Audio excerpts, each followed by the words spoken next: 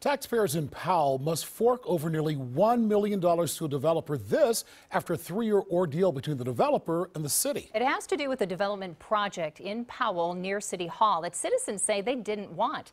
NBC4's Mark Taylor has more in tonight's You Paid For It. Mark? Ellie, Mike, we're talking about $950,000 of Ohio taxpayer dollars that will come out of the general fund here. It's the end of a long legal battle that started in 2014 with city councilors, a development called Powell Crossing, and some angry Powell citizens. This will be the future site of so-called Powell Crossing, an upcoming development of 64 apartments and 14,000 square feet of mixed-use space in Powell.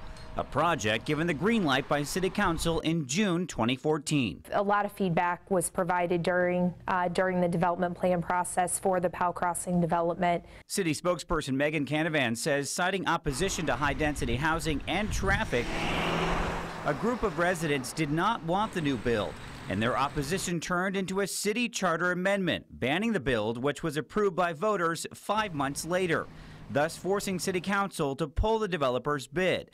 The developer then sued and won.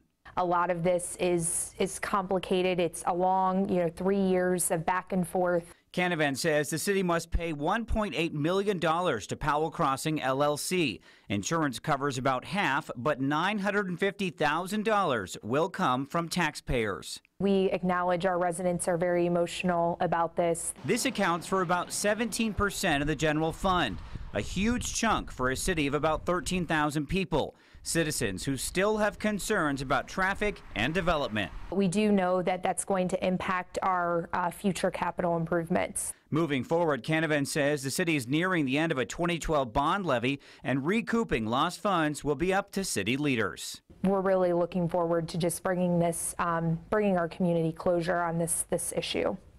Now, in addition to the settlement, liability insurance premiums for the city of Powell will also rise to increase, that is, $35,000 annually due to rising costs for litigation. Mike and Ellie. Alrighty, thanks, Mark.